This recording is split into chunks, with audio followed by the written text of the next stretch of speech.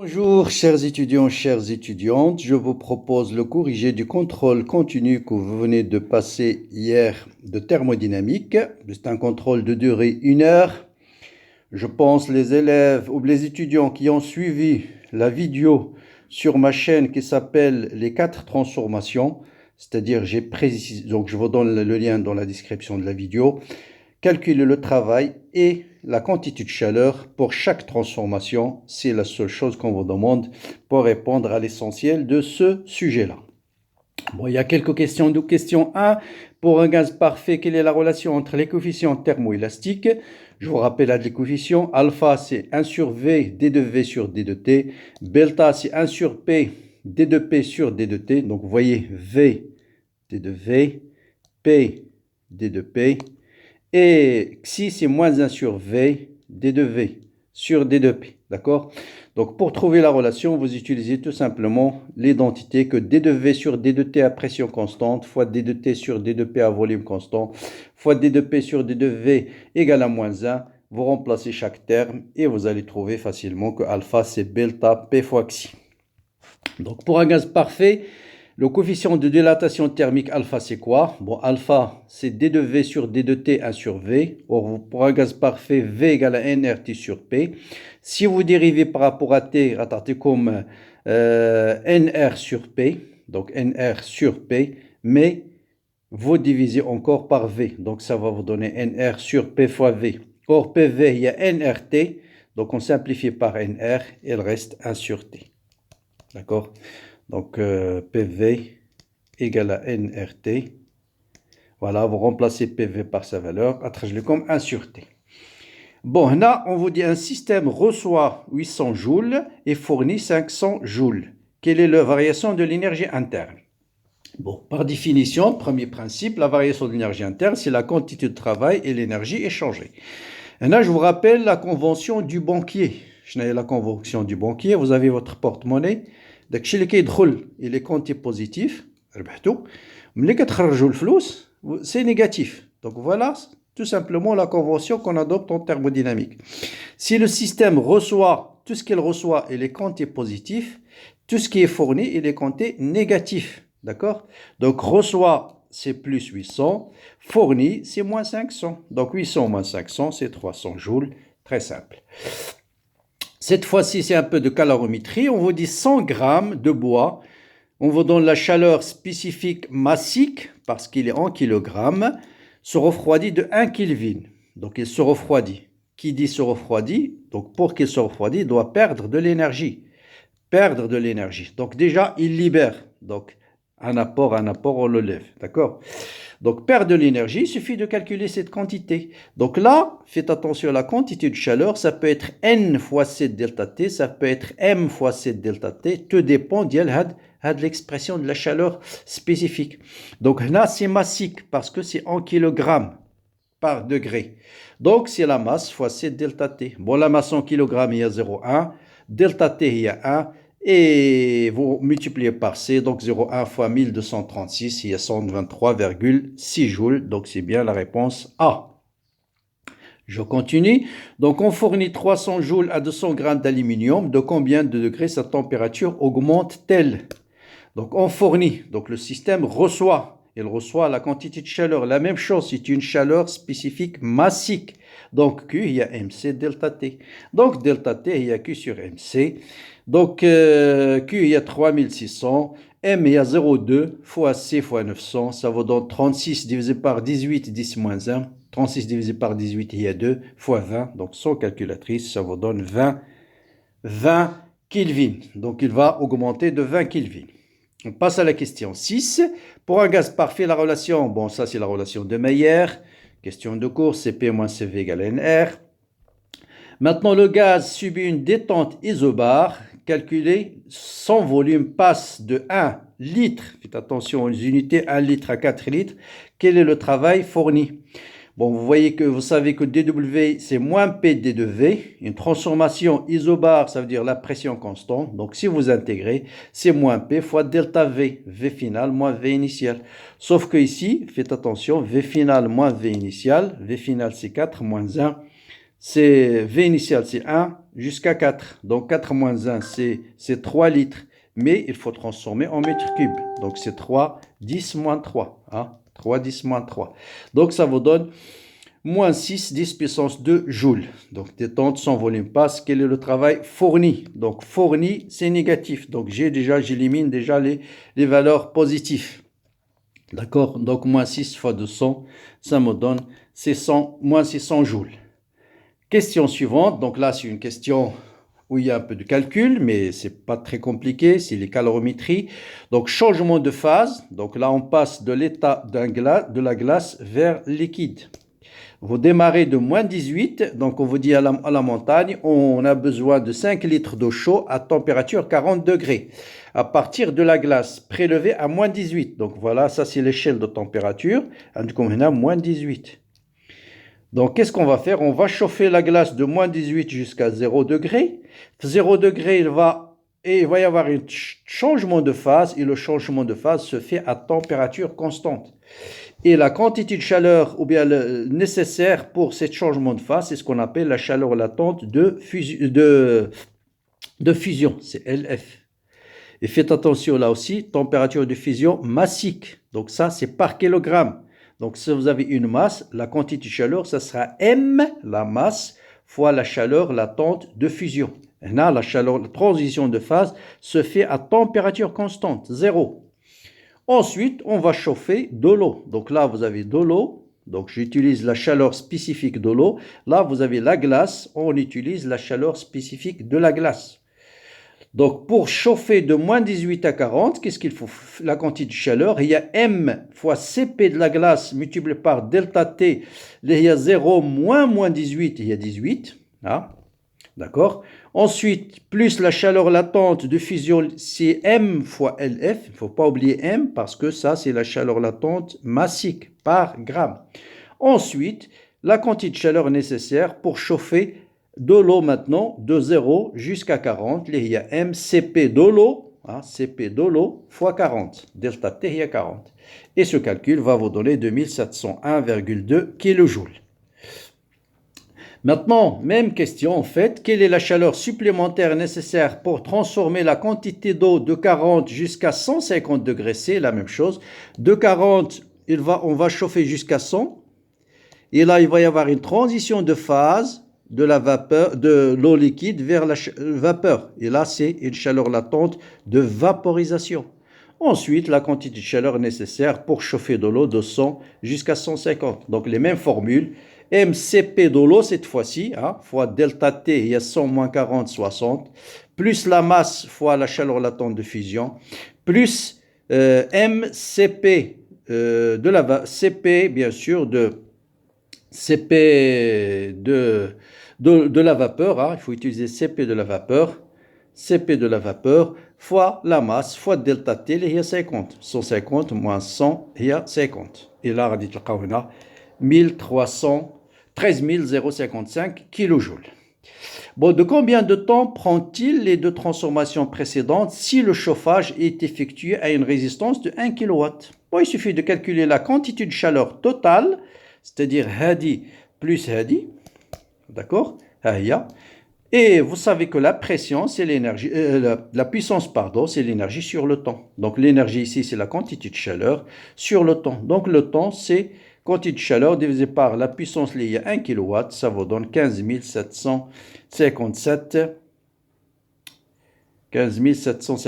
Donc c'est cette réponse-là, 15 757 secondes. Voilà. L'exercice 3, c'est un exercice intéressant. C'est là où je vous demande de suivre parce que vous pouvez avoir les mêmes questions dans l'examen suivant.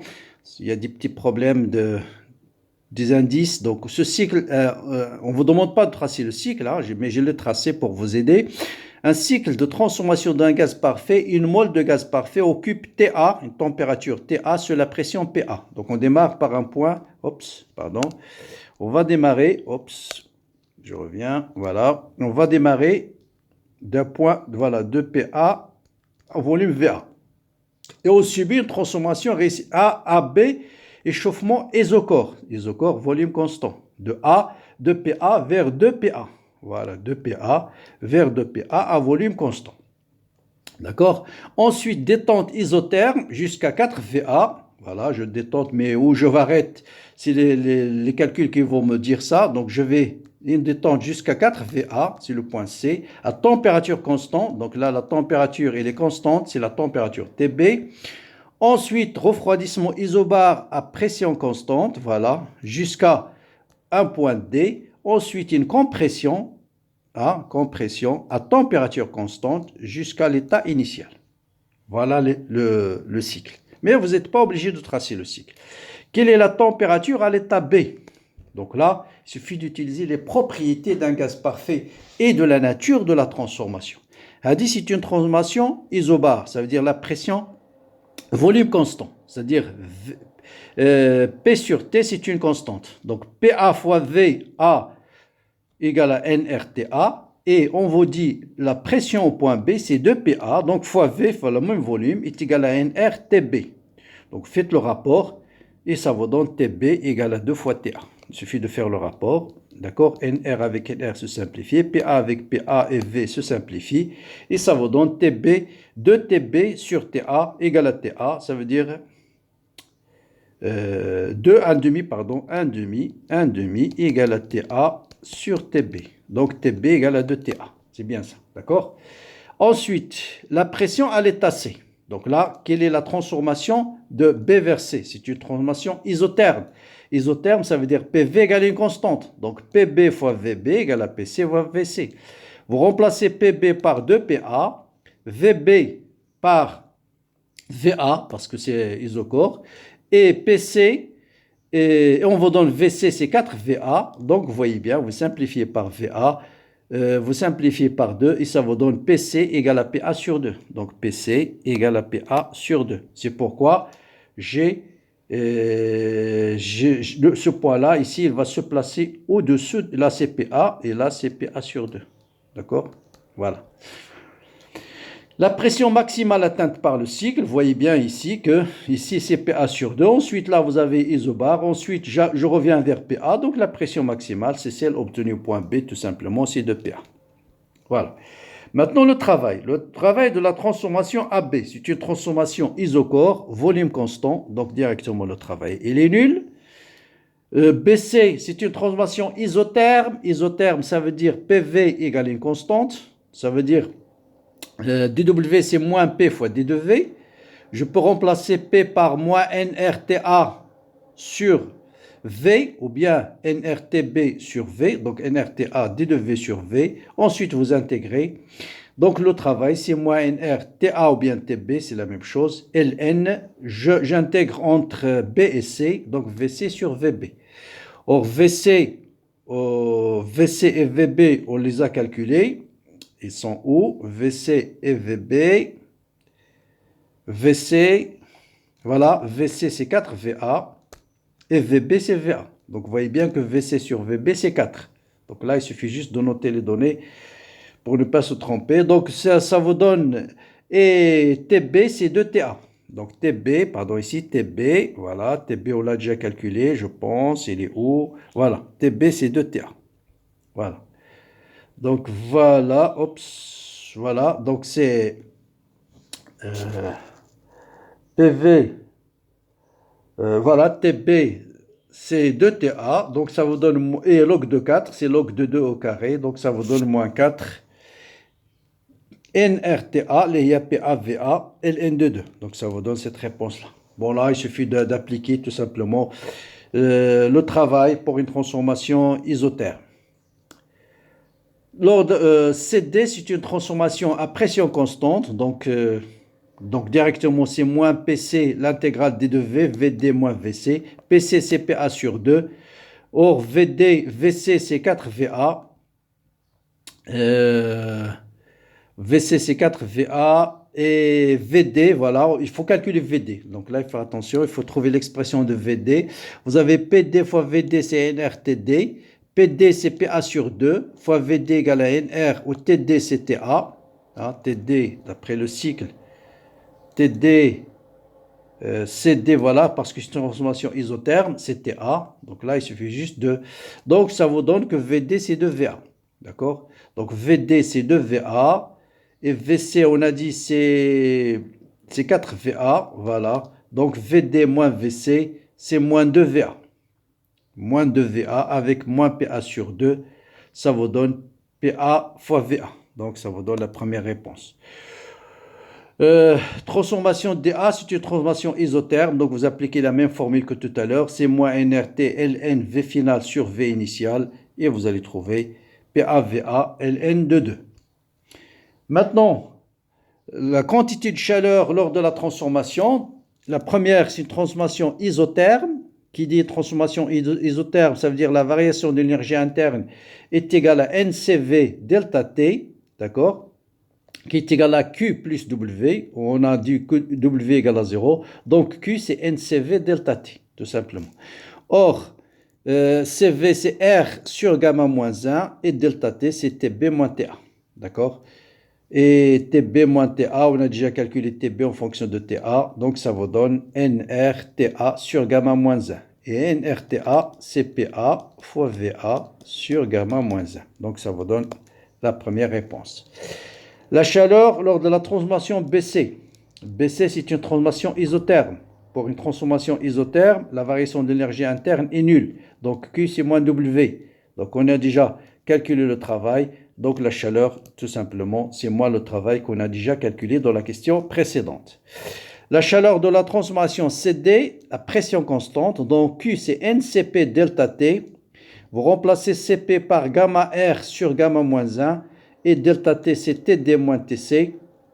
Donc R, TD, c'est RT, NRTD moins NRTC. D'accord?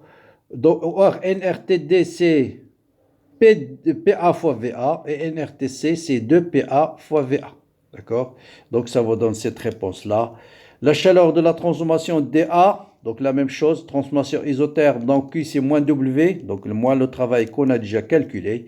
Et enfin, bien sûr, pour la variation de l'énergie interne d'un cycle, la variation de l'énergie interne est nulle. Donc voilà, donc je pense pour ce sujet, ce que je vous conseille, il faut bien noter, tout simplement, vous dites le point A, voilà ses coordonnées, TA et PA. Le point B, quelles sont ses coordonnées, VA. Le point D, qu'est-ce que ce coordonnées? C'est VA, à quoi est égal TB, à quoi est égal PB. Chaque point, vous notez exactement ses coordonnées. Après, vous faites le calcul. Sinon, vous allez vous perdre parce que le temps, il est très limité, c'est 1 heure. Donc, soit vous faites le cycle, soit vous dites point B, c'est 2PA, c'est VA et c'est TB. Et TB, on l'a calculé, c'est 2TA. Voilà. TC, c'est TB, c'est 4VA. C'est PC. Après, vous calculez PC et ainsi de suite. C'est comme ça, vous allez répondre facilement à ce problème. Donc voilà pour le corrigé de ce sujet-là. J'espère que vous avez bien travaillé. Bon courage à tous, bonne continuation et à très bientôt.